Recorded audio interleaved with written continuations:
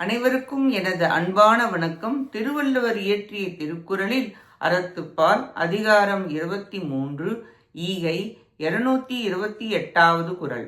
ஈத்து உவக்கும் இன்பம் அறியார் போல தாம் உடைமை வைத்து இழக்கும் வன்கணவர். தாம் சேர்த்துள்ள பொருளை பிறருக்கு கொடுக்காமல் வைத்திருப்பது பின் இறந்துவிடும் இரக்கமில்லாதவர்கள் பிறருக்கு கொடுத்து மகிழும் மகிழ்ச்சியை அறிய மாட்டார்கள். பொருளை தேடி வைத்து இழப்பர் கொடுத்து மகிழும் இன்பத்தை அறியார் என்பது கருத்து.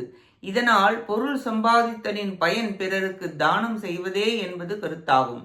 தானம் செய்யாதவர்களுக்கு ஈட்டல் அதனை காத்தல் மட்டும் துன்பம்தானே தவிர இன்பம் இல்லை. தானம் செய்தாலே சிறந்த இன்பம் பயப்பது என்று விளக்குகிறார்.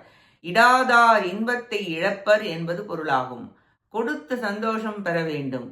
எப்படியும் இறக்கப் போகிறோம், இறந்து விட்டால் பிறகு எல்லாம் செல்லப் போகிறது. கொடுத்து அந்த இன்ப அனுபவத்தை பெறாமல் புண்ணியமும் இல்லாமல் இரண்டையும் இழக்கிறார்கள் என்கிறார்.